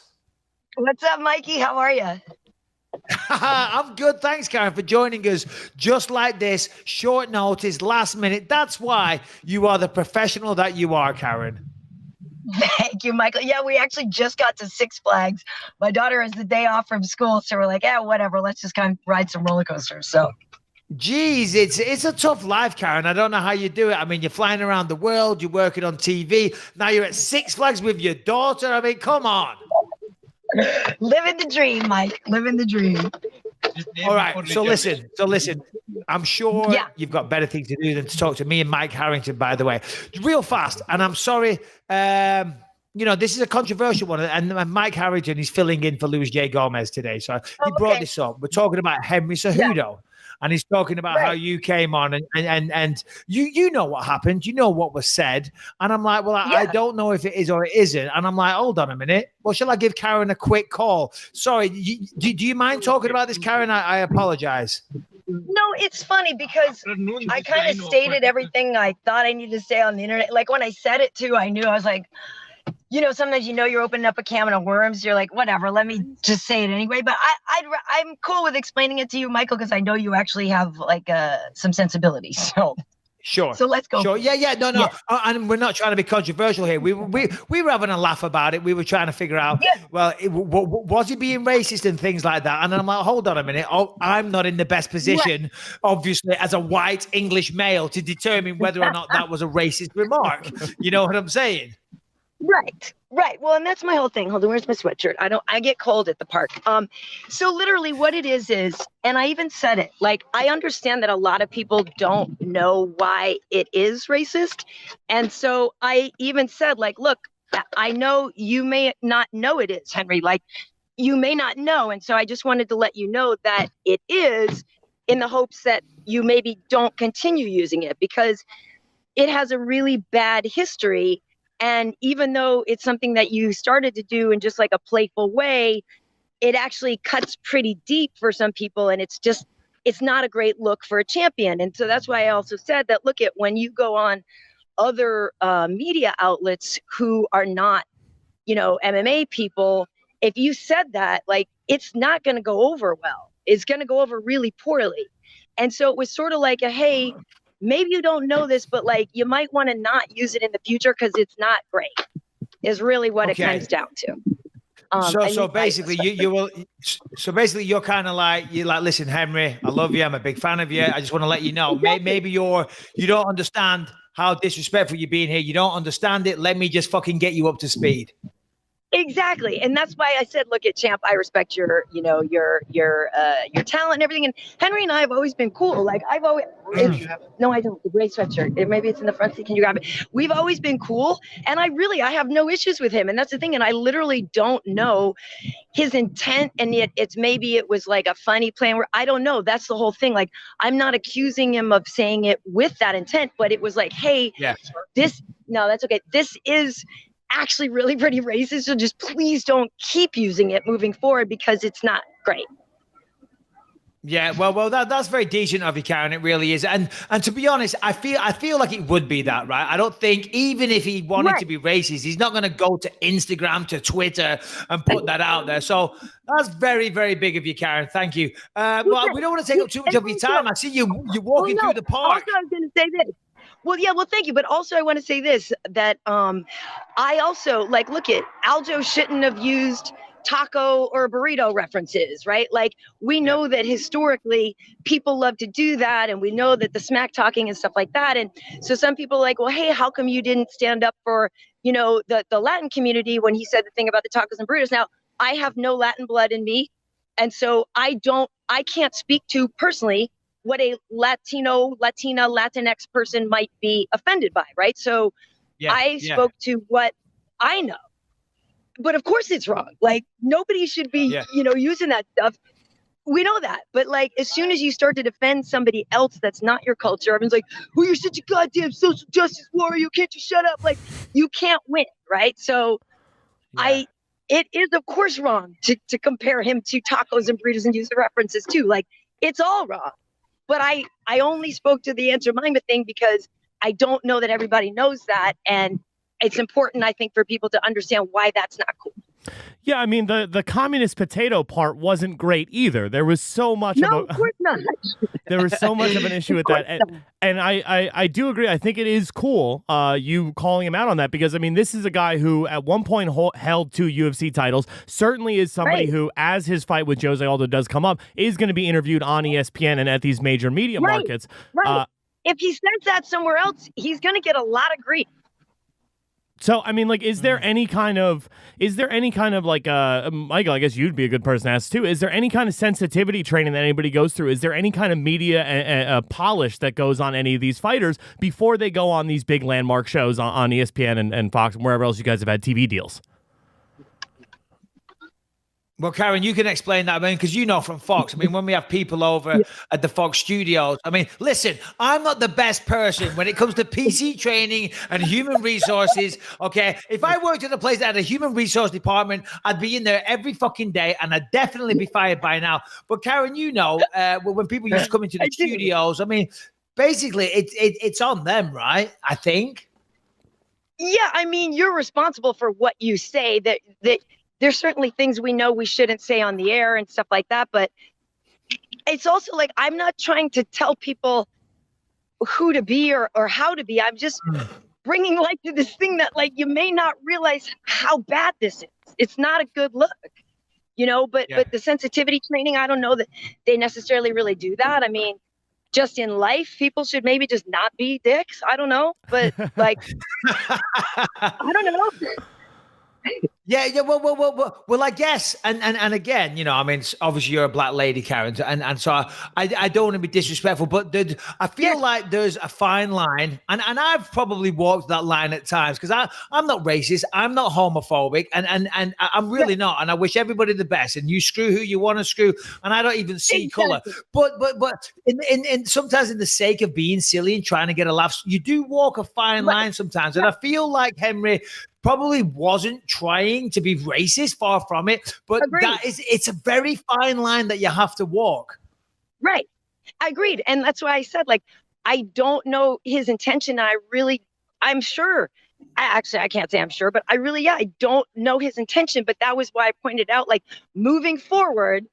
And now you've said it, it is what it is. But like, moving forward, you should just know that it's not great. Now, moving forward, if he chooses to use it, that's another story. I don't know. But I don't know that. I just think that it was something I needed to do to bring some light to it. But believe me, if you ask Wade about how stressed out this has made me all morning, because I never say stuff like this on social media. I always, I'm very, especially on Twitter, I just keep it neutral. I don't get into that stuff, because this is why, like, the feedback, the stuff you get back can be so annoying and upsetting, and that's why I just never engage in this kind of stuff. But this time I was like, you know what, this just doesn't feel good to me, and I wanted to say something about it. But as soon as you do, it's like instant regret, because you get so much crap back that then it just reinforces why I never do that. You know what I mean? Sure. Yeah, no, I do, Karyn. Unfortunately, that's the age we live in. Everybody's got an opinion, and they're not afraid to share it, and they're very nasty with it. Okay, I'm going to say this. Right. I'm going to finish on this, because you're walking into a theme park for an amazing day. And even though you're in a theme park and you're on the move, you're still quite possibly the best guest we've ever had, the best fucking connection. There's no delay. You're giving good answers. There's a reason why you're the best in the business, Karyn. Well, thank you, Michael Bisping. And you know that you were killing me the other day on the weekend. Like, I had so much fun with you guys. And I'm actually glad you called, Michael, because it's funny, because, you get in these things, you're like, should I say more? Should I say less? And you kind of want to just get it past you. But I actually am glad that we were able to explain some of this, because I think that hopefully it will help and people will understand what my intention was. And like, again, like, I speak Spanish. I speak Portuguese. Like, when people are like, you don't like Latinos, I'm like, oh, for crying out loud. Like, what? And hey, listen. I was accused by Jorge Masvidal for being very, very racist against Latinos, even though I do a podcast with the Puerto Rican rattlesnake. But still, you know what I mean? That we let people form their own opinions. I will say this: in this interview right now, the real hero is your fucking service provider, Karyn. You are perfect. You sound great. This is the best production quality we've ever had on this show. That's hilarious. Karyn. That's hilarious. Well, right, I mean, it's like, real quick, the new Revolution. My bad. The new Revolution, Riddler's Revenge, or Viper. Which roller coaster are you most excited for right now? I'm a Goliath girl. I like the old school like wooden coasters, but there are a couple here we have to try. Ninja. Ninja's pretty good too. But yeah, like I'm usually What's up, down with Wade? like the old school. That's Wade. Yeah. Nice. Oh, and What's up, that's Wade? the Good other to thing, see- Mike. Yeah. Of course, me and my racist agenda with my white husband and half white daughter. I'm You know, white. you know. Yeah, I don't look exactly. like Exactly. No. Hey, get him in the sun a little bit. He can pass for, you know what I mean? He can pass for a light your skin. Light your skin. I'm Hey, working on listen. my tan. I'm working on it. Just so you know, Michael, we are going back to Mexico for spring break soon enough, you know, because I hate them so much. Oh, of course. Me and you both. All right, listen, enjoy your day. We got to do this again properly sometime soon. Great working with you at the weekend. Absolutely. We're seeing you again Yeah. soon. Wade, I know you're going to scream like a little bitch. Try and control yourself. You're a father. Do not scream. Do not be a girl. I don't care if that's offensive. Don't act like a girl. Be a man. Karyn, have a great day. Wade, all the best, buddy. You guys have a fucking All great right, one. Mike. You're awesome, Mike. Take care, See you man. later. Bye. Take care, guys. Bye-bye. Damn, that was so Well, that cool. was awesome. That was fucking awesome. And I got to say this. The fucking VMix fucking thing worked. Look at that. Right? It worked. That was the best one yet, though, because a lot of the times for people listening to the show, when we try and do an interview, and I've kind of steered away from doing them because the delay sometimes is so bad, but that was actually really good. And I got to say thank you, Karyn Bryant. If you watch this back, thanks for taking the time to join us. Karyn's a lot of fun to work with. She's great, and she answered that perfectly. Hey, folks, just want to take a second to remind you guys that 200 episodes of this show are available at gasdigitalnetwork.com. Use the show code BYM to get yourself a 14-day free trial, pre-access, HD access, ad-free to every single episode we've ever done. Also, check out the YouTube page. Make sure you subscribe there, as well as iTunes, Spotify, wherever you find your podcast. Go sign up there. And don't forget, BelieveInMePod.com has every single episode link you could possibly need. Head there, check out the episodes page. It'll always be the latest episode. You can subscribe right there on any of your favorite podcast players, as well as the latest YouTube video. So check it out. That was awesome, by the way. So thanks, Karyn Bryant. So all right, so where are we up to? We've been going for a little bit here now. We got anything else? I do want to talk about this: the Darren Till stuff, the Jared Cannonier, the Zhang Weili thing that's going on. So for those people that don't know. Obviously, Zhang Weili is a big fight taking on Joanna Jędrzejczyk at the next pay-per-view event, UFC 248. Now, as we know, Zhang Weili, the first Chinese champion in China, well, it's now becoming worldwide. We have the coronavirus, which is becoming an epidemic. And at first, people roll their eyes at these types of things. Remember the SARS and all this type of stuff. And what was it, the chicken flu or the bird flu? The bird flu. Bird and flu, people, mad cow. The mad cow's disease, and you know the media, they want to sell, right? They want to sell advertisers, they want to sell newspapers, so they over exaggerate these things because they want panic, they want to instill fear, and they want to get clicks, they want to get buys. But it seems like the coronavirus now is really picking up pace. I mean, in terms of viruses, I mean, it's not the Black Death. The legendary Black Death is up there. I mean, that is a pedestal that will not be beaten. But I feel like the coronavirus is a worthy contender for the crown. I mean, it is how many deaths right now and how many infected cases? Jesus. 75,132 cases, over 2,000 deaths, 2007. And it's saying that over 14,000 people have recovered? What? Did they figure out a cure for this? Yeah, I think they did. But listen, in the words of Matthew McConaughey from Wolf of Wall Street, 2,000 deaths, those are rookie numbers. Okay, we got to up those numbers, son. If you're gonna the coronavirus, if you're gonna challenge the Black Death for the deadliest plague of all time, you got to up those numbers, buddy. I'll tell you what is shocking about this is that the doctor who was at the helm, the lead doctor, he's a neurosurgeon, I believe, which I think is a brain surgeon, so he's a fucking smart guy. God bless him. He had dedicated himself to trying ridding the world of this terrible affliction, and he himself has died of the coronavirus. I mean, come on, we've got to give that man a little shout out. I don't know his name, so we can't, but whoever he is, good for you, and God bless you, and may you rest in peace, sir. Well, here's the question. I don't know that he died of the virus.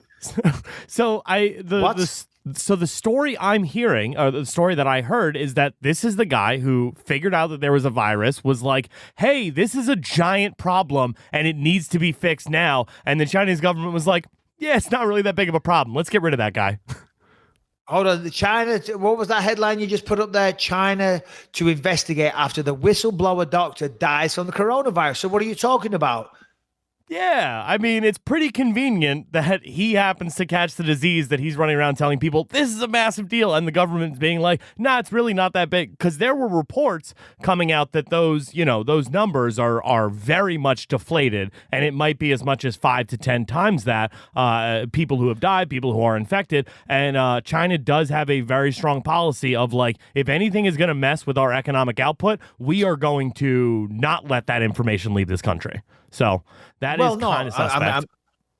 Yeah, well, I mean, that is sad, but I mean, we are going to bring this back to MMA because we're talking about Zhang Weili and her fight at UFC 248 possibly being in peril because she might not be able to get entry to the United States, which I understand. But just quickly on this note, I mean, it always seems to come from China because China's so massively overpopulated. I mean, billions of people living there, same in India, stuff like that. And the human race is massively overpopulated. And I feel like throughout nature, whether it be the dinosaurs, now they didn't overpopulate the earth, but eventually everyone gets the time. We get our time here. You know what I mean? The dinosaurs had their time. They fucked it up. Maybe not their own doing, but they're not around anymore. Human beings, we've had our time on this planet, on this rock, right? Billions of years this planet's been here, right? And it's only in the last fucking 100 years. You know what I mean? I mean, we've been here for a lot longer than that, but over the last 100 years, look at all the advances in technology and stuff like this, and we're just recreating and giving birth to more and more children. We're massively overpopulated. We're killing the country. We're doing all this damage. It's irreversible. Our time is going to come to an end, and whether it's the coronavirus, the schmonavirus, or whatever it is, or a fucking massive volcano, or a hurricane, or a comet, or whatever, guys, live your life today. Enjoy it. Tell your loved ones that you love them. Take advantage of everything. Take risks. Be out there. Be outrageous. Be wild. Have fun, because you only get one fucking life. And I'm going to tell you this right now. Right? When you die, you ain't going to a better life in heaven. That might be controversial, but you ain't going to heaven. And if you are, I'm going to fucking hell. That's for sure. When you die, this is it. There ain't no fucking redo. The world is but a stage, and all the men and women are merely players. Bit of Shakespeare there for you, Harrington. I know you're surprised, but I got that. Yeah. I knew what that was. Because the coronavirus is here to take us all out, motherfuckers. So enjoy it. Here's a quick question. Has anybody tried just injecting themselves with the Lyme disease if they get coronavirus? I don't understand. What, Coronas and Lyme? Yeah. All right. That's a bad joke. Oh, my God. Don't. I find you were doing good. I'd be embarrassed as well, Brendan. You were doing good. You were doing so good. Leave the jokes to Lewis, okay? Stay in your lane. And we're going to start speaking over one each other. Won't let it happen again. Text messages off my daughter. Anyway, all right. So Zhang Weili. So because she wants to fight. Yeah, because of so there is now a travel ban that is in effect, right? The U.S.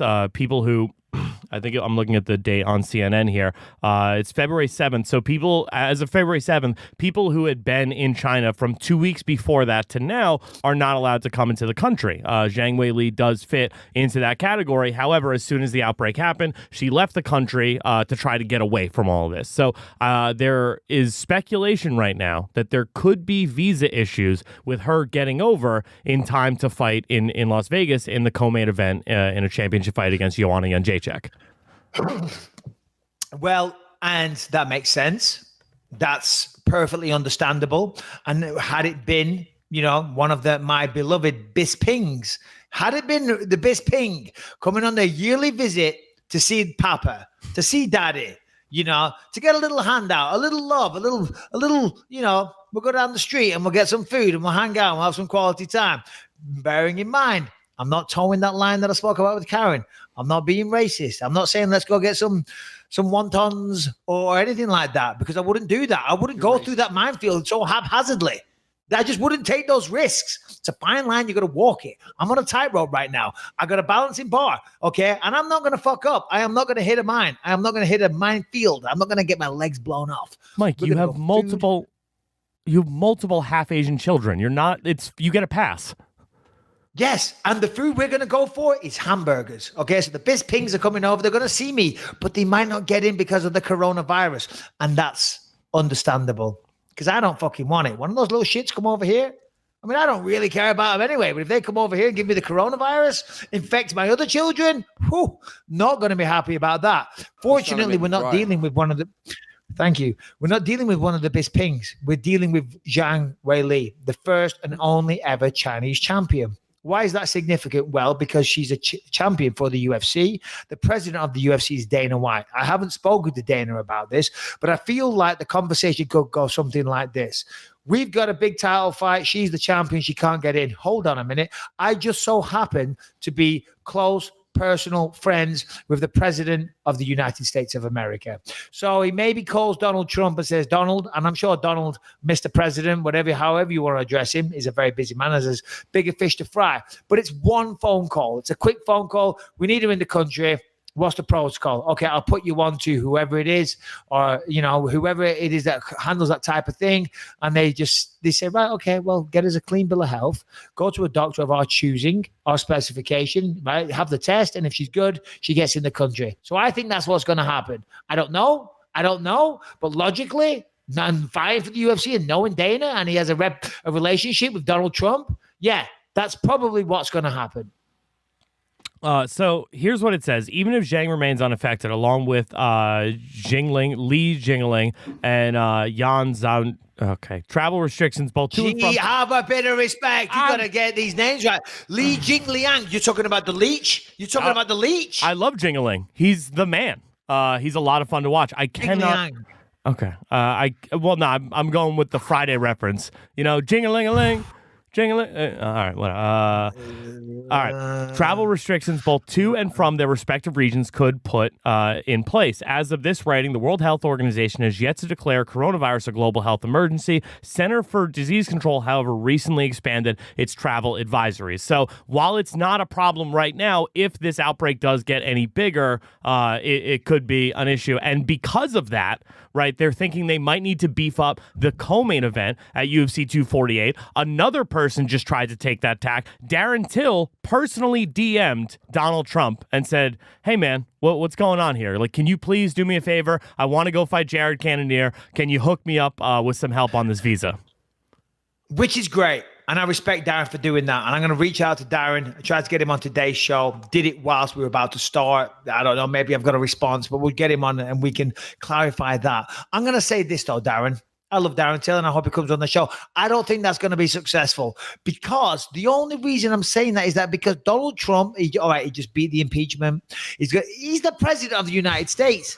He's POTUS. He has a lot of things going on. He can't be fucking like, okay, so now what did he have? He had Colby Covington up to his house. He had him over for tea, right? He's got to figure out Zhang Weili. He went to Jorge Masvidal and Nate Diaz's fight. You know what I mean? Now he's just going to fucking slide into the DMs of Darren Till and take care of that. There's only so much MMA, UFC action I feel that the president of the United States should be getting involved with. You know what I mean? There comes a time when he's like, I can't be fixing all these problems for all these fucking MMA fighters. If he does do it, God bless him and good for you, Darren. But I wouldn't hold your breath, is all I'm saying. Yeah, so Darren did, he was talking to Ariel Helwani yesterday, and he said that he did DM the president. He had yet to get a response. However, the timing of this was a little bit suspect, Michael, so I don't know if you saw how it all went down. Apparently, Darren Till's management was not very happy with the contract situation that he had. He said, I'm not getting involved. I'm going to let my management go and handle it, and he took himself out of the negotiations. During that time period, while all this was happening, Jared Cannonier blew up his left pec, right? His left pec, literally detached. He's going to need some kind of a surgery. He was supposed to be. He blew up his left pec, going through those fucking racial minefields once again. Here's another guy. He's blown his fucking pec off. Okay, continue. Because of that, Jared Cannonier, he was obviously supposed to fight Robert Whittaker. Robert Whittaker is off of the card for personal reasons. They were looking for a replacement for quite some time, and they had settled on Jared Cannonier being the replacement fighter if Yoel Romero or Israel Adesanya was not able to make weight, same way that they got Kamaru Usman to play the backup fighter for Darren Till versus Tyron Woodley. However, Cannonier is now hurt. He can no longer do that. Now Till is talking left and right about, okay, my management thing is done. I'm cleared. Where's that fight with Jared? Oh, Jared's hurt? All right, I'll be the backup fighter. And it seems to have worked out very well, for Darren Till to have set himself up here. He said he had no interest in the UFC London card. His focus was always on the March 7th card in Las Vegas. That's the one that his camp is focused on and he's focused on. Do you think there's any kind of gamesmanship there, Mike? In what sense from Darren? What do you mean, in what sense? Well, he refused to take the fight with Cannonier and get this visa process started a lot earlier because his management was figuring out some kind of a contract thing that mystically got taken care of the day after Cannonier gets injured. What's up with that? I mean, listen, first and foremost, as fighters, we want to get the biggest fights possible. Jared Cannonier is a solid fighter, he's a good fighter, and he's a contender right now. But he's not one of the champions. So if he is trying to make that happen, you got to respect that. He just beat Gastelum, who was a high-ranked contender, and he wants the biggest fights possible. You don't want to have, if you can jump the line, like Conor McGregor, like DC at heavyweight, if you can jump the line and get those fights, then go for it. Do it. More power to you. Or you could do it the old-fashioned way where you beat every contender under the sun. But that's hard. And you take miles on the clock and you go through wars and you might not always be successful. If you're truly the best fighter in the world, of course you will be. But still, you can't blame him for wanting to do that. And it looks like the pieces have all just fallen into place. You know what I mean? We'll try and get Darren on the show, hopefully Thursday's show, and we'll see what the score is. But, Darren's got big balls, man. I was talking to Paul Kelly, one of his training partners. We're going to get Paul on as well. Paul did an interview recently saying that, the courage on Darren Till is out of control. So I don't think he's not ducking. This is the thing. Anytime something doesn't happen, like when I didn't fight Yoel, when I didn't fight Whittaker, people start jumping to conclusions that you're ducking, that you're avoiding this person. We as fighters, we want the biggest fights. We want the biggest dollars, the most recognition that we can get. You know what I mean? And if that doesn't fit into somebody else's desired path, what they want to see, I want to see Till and Cannonier, or he didn't take on Cannonier, he's ducking him. It's a bit of gamesmanship. No, Darren Till's doing what is best for Darren Till. Cannonier is doing what's best for Cannonier, and that's how it should be. This isn't a team sport, and you only get one career, and it's a short career as a professional athlete. It's very, very short, so make the fucking most of it, and you can't keep everybody happy. So, I commend him. So coronavirus. So Zhang Weili's going to get cleared on the coronavirus to fight. Hopefully. Wish him the best on that. Darren Till's going to get his visa, but it's looking positive. He might be the backup fight, although Hopefully. I don't think he's going to be needed. I think that Adesanya hasn't got a history of pulling out. Yoel, he's got to figure that this is his last fucking ever title fight. And if he pulls out of this, he's fucked. Now he might miss weight. He has done that in the past, and in that case, maybe Darren could slide in. But I don't see that being a scenario. I see Yoel and Izzy having a great fight, and we'll break that down nearer the time. And on that note, I guess that could be today's show. What do you think? I'm very happy with it. Yeah, no, tremendous show. You did a fantastic job there, Harrington. I really do commend you. Excellent job. Lewis will be back Thursday morning, so Thursday afternoon, we're recording another episode. We'll get to hear all about Lewis and how great Jamaica is and what a wonderful father is and how he brought his great aunt who never had a passport before. And, she never had a passport? She never had a passport. She'd never left the country. Americans. How? Never left the country. And Lewis is a saint. What do you mean how? No, I mean how? Two-thirds of Americans don't own passports. I mean, how do I work for a man who is just so magnanimous that his first thought is, how do I take my great aunt, who's never been outside of the country on the best vacation of her life? He truly is, a saint among men. You're right. I mean, we are not worthy, but don't worry. It's okay because we're going to get to hear all about it, how amazing it was, how much of the ganja that he smoked there, man. And, right about now, hanging with the kids and the things, and he's going to talk like a this. But we'll be back Thursday with all that information. Harrington, fantastic job. Brian, as always, the man behind the scenes. We appreciate you as well. Until Thursday, look after yourselves, be well, and take care. Honor and a privilege, Mike. Thank you.